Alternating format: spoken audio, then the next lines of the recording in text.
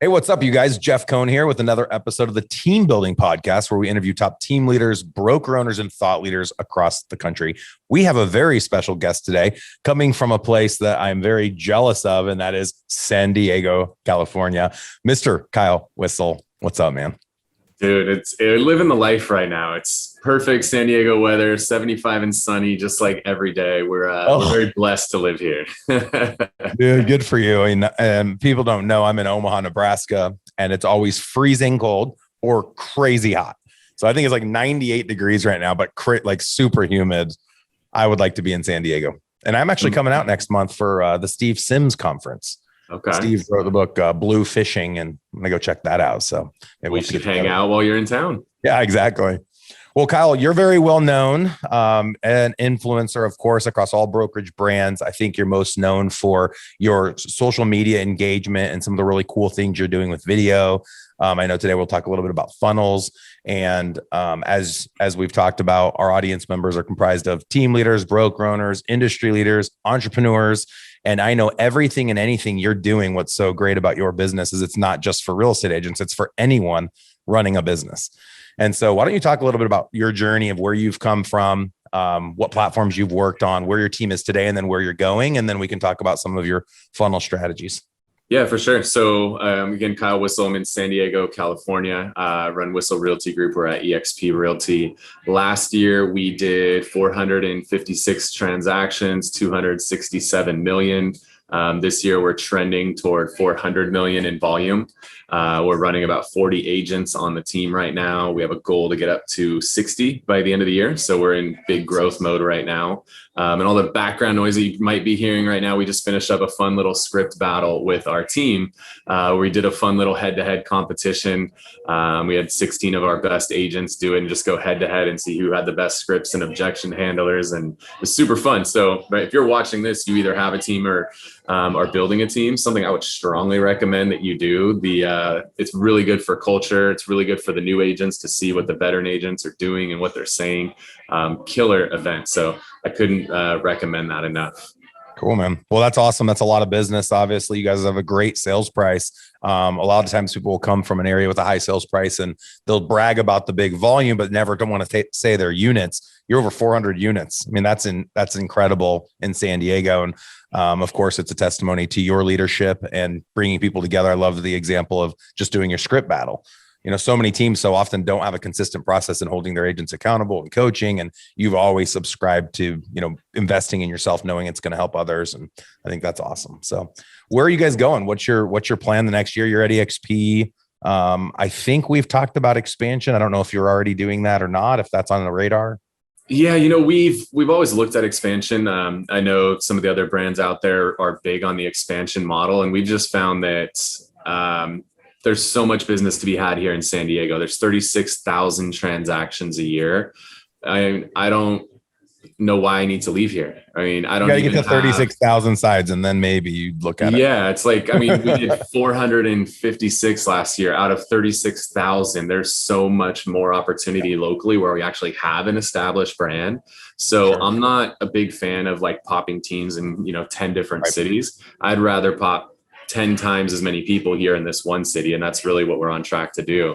And it's working amazingly well, because something I've really started to obsess over the last couple of years is really brand, and building that brand out to where you just become synonymous with real estate, right? When somebody thinks about real estate, they think of you. They hear your name and they think, oh, that's that guy, that's that girl. I mean, that's the brand that we're really trying to build here. So you mentioned social media. One of the things that's really helped us build our brand has been video. We've consistently cranked out a massive amount of videos. I have 3 full-time videographers today. I got my first one over 6 years ago. And so we're just nonstop cranking out videos left and right, because video's an amazing way for people to get to know, like, and trust us, which are the 3 things that have to happen before they do business with us. Yep. So we've done all kinds of different videos. The most current iteration, we're doing a lot of stuff with restaurants because those always get a lot of traction. Yep. But then we're having fun doing things with nonprofits. I run a nonprofit. I'm on the board of a few nonprofits. And so what I know is that it's hard to run a nonprofit. It is a very challenging thing. You don't have these massive marketing budgets. So one, I want to do whatever I can to help other nonprofits. Being a nonprofit owner myself, I know how hard it is. And so if I can help other nonprofits, that's a great thing. And help them get more donations. And then the other thing I've learned is people that donate to nonprofits tend to have a lot of money, right? They have the disposable income to make those donations. So especially like a boys and girls clubs, like holy smokes, like you want to do a golf tournament with them, it's like $500 a head to be in a golf tournament. Well, the person who can donate $500 a head is somebody who could probably buy a $2-3 million house. Those are people I want to know. So what it's doing is it's, me giving back because we're so blessed to do what we do in this business. Two, it's helping these nonprofits raise funds that they so desperately need. And three, it's allowing me to build connections with, people that have a large amount of wealth. So that's been really cool. And then we've been doing videos partnering with historical societies. Wow. And there's a history channel for a reason, right? On TV is people love to hear the history of things. Well, for example, we just did one. There's this mural that I've driven by 1,000 times in this community of Lakeside, and it's just like a race car. Well, little did I know the story behind that race car mural is there used to be a racetrack that went around the lake in Lakeside, and there was a train that used to come into Lakeside, and people would come from all over Southern California to watch races around this lake. Like, wow. I had no freaking idea. And so it's cool to take this like mural and now tell the story behind it. And that stuff's getting amazing engagement with the community because we're providing them content that they actually care about, as opposed to new listing, just sold a house. Like people don't care about that. So a lot of people get nervous with the technology. No one has to go to the level Kyle's at least in the beginning with having a videographer. All of that sounds really fancy. You can do it on an iPhone. Get an iPhone, bro. This isn't very difficult. Shoot something, talk about it for 60 seconds. One thing I'd be curious though, obviously we can take it as far as we want in terms of professional video creation. Where are you posting and how are you engaging your audience once they're in your world? What's your call to action to get them to use an agent to buy or sell or to invest with you or to use any of your other ways or you give value that you can monetize? Yeah, here's what I've started to learn when it comes to video. I think a lot depends on the market that you're in. If you're in a destination market like a Austin, Texas, a Nashville, Tennessee, a Boise, Idaho, where there's a lot of people moving, if I'm creating content today, I'm creating heavily on YouTube. The reason being is when somebody's thinking about relocating to a new city, they want to learn everything about the city. They can search for that information on Google and YouTube, which are one and the same effectively. They don't really do that on Facebook. You don't go on Facebook and be like, tell me about the community of Boise. So if you're in a destination community, I really like creating content on YouTube because I'm creating searchable content on there. Whereas in your market, Omaha, no offense, it's not exactly a big Omaha at the top of the destination list, right? So if I'm in an Omaha, I'm creating more social media content on Facebook, Instagram, where I'm engaging the existing community, where I'm putting information in front of them because that's where they're going to be. Why not do both? If you're going to create content for one, why not just push them to both? We do. But I like, the YouTube, it's a different type of video when you're creating for YouTube, right? Like long form video on YouTube works amazing where long form video on social doesn't. Now, do we take our videos that we do on social and put them on YouTube? Yes. But if you really want to crush on YouTube, it's a very different approach, right? 20, 30, 40-minute videos are great there. You want to get people in, you want high click-through rates, average view duration. There's a lot to it. So have you ever been approached by other businesses to ask if they can use your video content or like post it to Netflix or post it to HGTV or? Not to that level. That would be cool. What we have had work well in like, let's say these restaurants and whatnot, what's cool with that content and putting it on YouTube is a lot of these restaurants and businesses will take that YouTube video. They'll now embed it onto their website. Like there's a restaurant I did 5 years ago. If you go to their homepage, it's on the front page. It's your video on the homepage of their website. They're branding me. Every time somebody goes to that website, they're branding Kyle Whissel, which is amazing. And so the second part of the question was like the calls to action. Well, here's the thing is, if you shoot a video about the Omelet Factory, that's a restaurant next door to my office, like people aren't going to call and be like, Kyle, I saw your video on the Omelet Factory. Please help me buy. Right? That's not what's going to happen. But what is going to happen is now when you send that postcard to that person, and they see your name, your face on that postcard, they're gonna be like, oh, this is the guy who does all the restaurant videos. Now they're gonna be more likely to respond.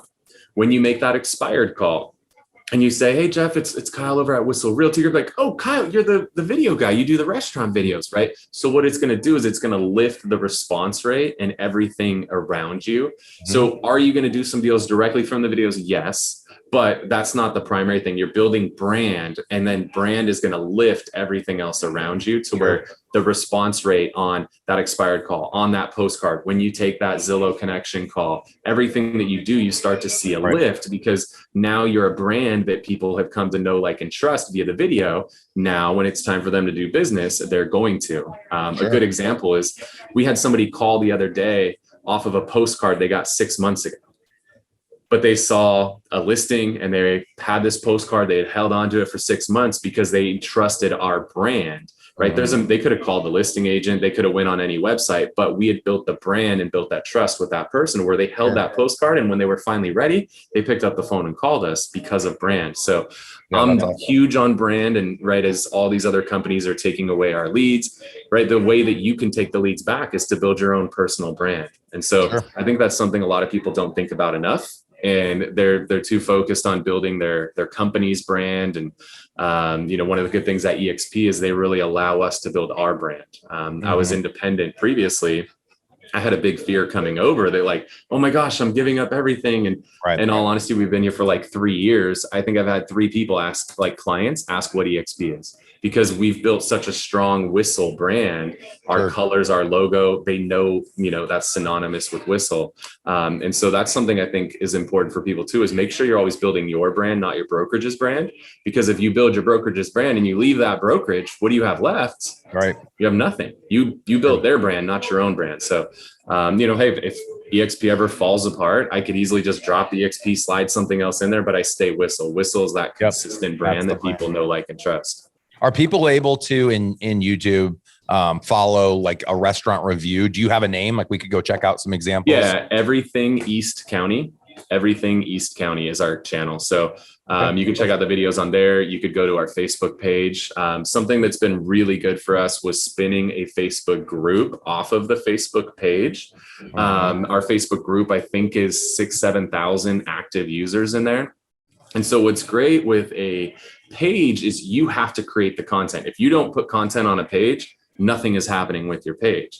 The beauty when you spin a group off of a page is there's content in that group. I mean, there's probably 100 posts a day in this group, and I don't have to do anything, right? Like the group has become its own content creating machine. What are they talking about? Really cool. It's a lot of like, hey, who's got a plumber? Who's got an electrician? And then there's always, there's going to be those negative Nancy's, like, there was somebody who stole a package off my porch. Like, okay, that's fine. It happens. So it's next door, but it's for your entire region. Have you gone in? Are you still a Boomtown user? We're not. Okay. Who are you on right now? Who's your follow-up boss with Ylobo? Okay. And I was going to ask if you had any specific neighborhood content with the CRM. And I don't know if those two provide you links to be able to create that. Yeah. So every single video we shoot becomes a blog article on the website. And then what's great is that, there's times where you could do a search for a particular restaurant in a city and we'll pull up on the first page of Google. And what I found is when somebody's like thinking about trying a new restaurant or whatnot, they'd rather click on a review about the restaurant than the restaurant's page themselves. So we're getting good traction on that, which is killer. And then the last part of these videos is we're building all these relationships with, again, the nonprofit owners, the historical society, and these restaurant owners. And, the restaurant owners are the people who tend to have a lot of connections. They have a good amount of money and they love to help people, right? Like nobody gets in the restaurant business because it's the most profitable thing in the world. They do it because they love to serve people. They love to help people. They love to make people happy. Yeah. And so if we can do something for them, they want to do everything in their power to make us happy because they're so appreciative of what we've done for them. From a best practices standpoint, have you found that you should get them to sign something to give you permission to record and permission to post? Have you ever ran into any issues with that? We've never run into any issues because it's in a public place. Right. So there's a thing about a reasonable expectation of privacy. When you're in a public restaurant, there is no expectation. Open to of privacy. public. So how can they be upset about it? Yeah, I think the only thing we ever had is there was somebody who was in a video that got arrested for something, and the business was like, "Hey, can you take the video down? We don't want this person representing our company." I think that's literally the only thing we've ever had, and I mean, we've done hundreds of these now. Okay. What other tips, tricks would you recommend for someone thinking about doing it where they're just going to use their iPhone or they're going to pay someone part-time to go shoot a few videos? Because I do know there's a lot of teams now doing this strategy, right? Trying to follow this. And there are coaches out there. Do you have anyone you would point someone to, or do you have a coaching? Yeah, we have a class. We have a whole course that we built out in Teachable. So if you want to learn this strategy, it's on an early bird pricing right now as well. So you can go to MediaMayorMastermind.com, MediaMayorMastermind.com. We teach the entire strategy. It's basically everything that my videographer and I have learned over the last 6 years of cranking out videos together in a little package for a few $100. So jump on that. And then the other thing we do with that course is we give 4 video topics a month for you to go and shoot. And it's not just a topic, it's the exact format to follow in the video. So you have the whole outline ready to go with an example of the video. Okay, cool. Well, wow, that answers that problem. That's awesome. Thank you. Yeah. So yeah, you guys definitely be sure to check that out. I know, so I'm in our studio and I have a videographer who creates content. He does all of our trainings. He does our podcast. It's not as crazy as expensive as you think. In San Diego, you might be paying a little bit more for a full-time shooter, but I know the strategy works and it works exactly why you're saying it works. And that is it gets you more people to know you, like you, trust you. It's brand recognition. They're going to choose someone that they've seen a couple times on a video versus a complete stranger. So I think you guys are doing an awesome job with it. And a lot of people talk about it. So I would highly recommend the course if you guys want to check that out. Appreciate that, bro. Yeah, for sure. All right. So look, one more big tip or trick. What else have you guys seen? I mean, you're doing a lot of unit sales. You've got a big team. Of course, it's not just video that's helping you to be successful. And it's certainly not just the Kyle Whissel sales that are making you guys successful. So what would you say is something else that you feel like you've done really well as you've built out your team in San Diego? Yeah, I mean, the biggest evolution for us over the last year has really been going in head first on building a badass ISA department.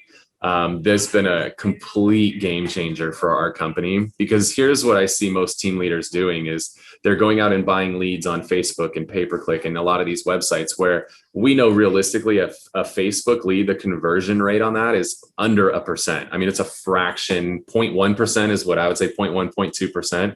Like, how crazy is that to give these to your agents and then yell at your agents because they're not following up with these leads that convert at like 1 out of 500, and you're hammering your agent, make your calls. Why aren't you making your calls? Like, really?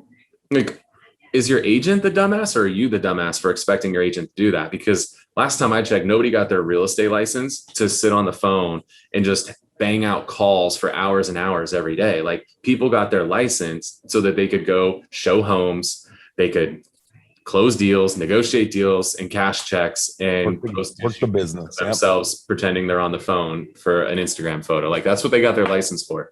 So what we've done is really stripped a lot of the lead follow-up away from our agents, because I started to realize, like, I'm an asshole. Like, I'm hammering on my agents to try to convert all these leads that are crap leads. Like, why am I doing that? So what we've done a little different, I look at the funnel as 3 pieces.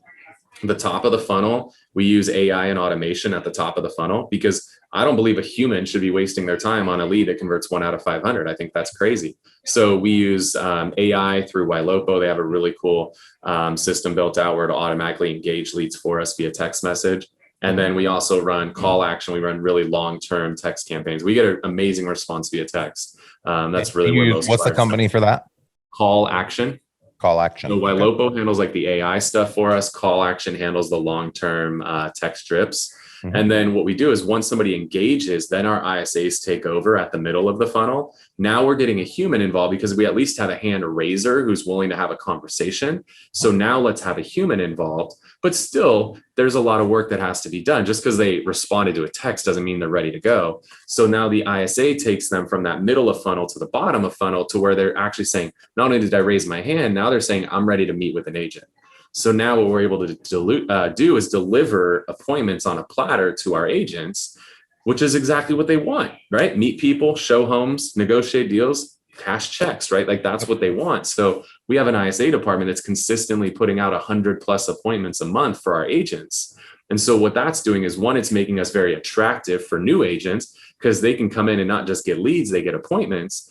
And it's making us very sticky for our existing agents. It's a fantastic retention play, because how do you walk away from having 2, 3, 4 appointments a week put in your calendar for you? Yeah, so no it's kidding. fantastic. The other thing it's done is it allows you to fix your split model that you might have screwed up, because you might have been offering way too much money for things. But now an agent, if you could tee them up with an appointment on a silver platter, you might be able to go down to 20, 30, 40% to the agent. And they're like, hey, if I don't have to pay the money to generate lead, I don't have to follow up with it for 2 years to find the 1 out of 500. Yeah. And this person's saying, I'm ready to meet. Here's, my motivation. Here's my disc profile. Here's my financials. And I just got to show up. Yeah, I'll take 30%. Screw it, right? Like, I'm good with that. So it allows you to fix some of the mistakes you might have made, because I found a lot of team leaders are bitches and they're scared to change their model. So this is a way you could fix your model. Maybe you're too scared to change your split on a self-generated deal or even a team lead. But now you bring this new appointment to the table that they didn't have before. Now you can, fix that model that you might have screwed up. I love it, man. I think that's awesome. ISA team. Of course, there's virtual options for that as well. Have you guys tried using anyone like a Rockerbox or anyone virtual overseas, like My Outdesk or 1,000 Calls? We've tried it, dude, but the fact that we can be hands-on, like my lead ISA, and this is something I think is important too, is you got to have a lead ISA. We have a new one that just started last week. She's live coaching him. She's literally sitting next to him while he's on the phone, live coaching him through his calls. I think that's the game changer when it's in-house. There's somebody actually holding them accountable, because what I've seen most people do is they hire an ISA and they're like, there's a computer in the back. Here's all these old garbage leads. Like, go call them and let me know if you get something from it. Right. That's where a lot of people fail. So we really treat our ISAs as one of the most valuable people on our team, because they're the ones who are controlling all of these appointments. My agents all kiss the ISA's ass all day long. They're taking them out to lunch and buying them gifts and everything. I'm ready for another one. Yeah. So they've understood these ISAs are very valuable, where a lot of people treat them as like a peon. They're just like the bitch of the team, or it's like the grunt work, the rookie job. Like, no, dude, man, lead gen is everything. Yep. Yeah. It all starts. One of my ISAs just won our script battle. Like the one that we just did. One of my lead ISA beat out all of my agents. What? So That's awesome. My appointments, or why don't I want to give my leads to the agents when my ISAs are better than my agents? Boy, maybe we got to get them licensed and fire your agents. Right. Get you in hot water. That's been the challenge I've seen. And that's been the only negative I've said to lead scrubbing. We've always trained our agents to scrub all the leads we send. And I agree with you 100%. Facebook is horrible, does not convert well. We don't spend money anymore on Facebook at all. All of our money is still going to Google ads essentially. And we're still converting 3%. And that's the best I've seen in the country on Google ad conversion. But we've been running it a long, long time. And so our clicks are still $1, $10 a lead. We're spending about $500 for closed lead, average commission $6,000. But my whole thing was, if the person that's scrubbing is better over, with dialogue, then what happens when you do tee up a lead and the agent goes on the appointment and then they botch it because they don't have the dialogue? And you have to do exactly what you're doing. And that is script training. Take the best who are your ISAs and have them go up against the agents. And that should be the battle, ISAs versus agents. Who's better? That's awesome, man, that you guys are doing stuff like that. So what's the best way for someone to get into your world if they want to reach out, just to give you a shout out for coming on today, or they want to, again, sign up for coaching? I know you've got a lot of different things going. Yeah, we have one website where you can kind of connect to everything that we've got going on. It's thewhisselway.com, thewhisselway.com. You can subscribe to our podcast, our YouTube channel, join our referral network, because everybody's leaving California. So we got a lot of referrals to give out. And then you can join our Facebook group. We share a lot of stuff. Like, we live streamed a lot of the script battle into our Facebook group. And then you can also get details on that Media Mayor Mastermind course. So thewhisselway.com, or just follow me on Instagram. I keep it simple. It's at Kyle Whissel. It's not like Killer Kitty 69 or something stupid. Realtors do. Like, make your freaking Instagram handle your name. Like, why are you making it hard for people to find you? Look at mine, at Jeff M. Cohn, because someone stole Jeff Cohn.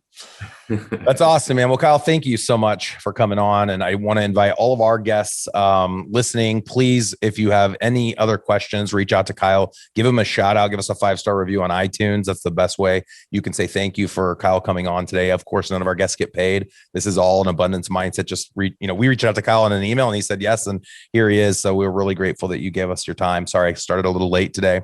Also, I want to extend an invitation to everyone listening to learn more about the Elite Real Estate Systems team leader and agent coaching. We also coach dialogue. We also coach on investing. Go out to eliterealestatesystems.com. You can sign up for a quick 30-minute demo call. We also have a fun little cartoon we created there that you can watch that kind of showcases our product. And then stay tuned for upcoming events. We just finished our team building summit. We had a couple hundred people in Omaha. It was fascinating. The weather was great. And we have another one coming up virtually in July and then in person in September. And so, of course, Kyle, I'd love to get you out to one of our future team building summits and maybe have you come speak on marketing, videography, and that sort of thing. I think you could do an awesome job on that topic. So appreciate it, bro. Yeah, man. Appreciate you coming on today. And we'll definitely try to get you on again in the future. You guys go check out Kyle Whissel. It's got a lot to offer. Appreciate you coming on. All right. Thanks, dude. We'll see you later.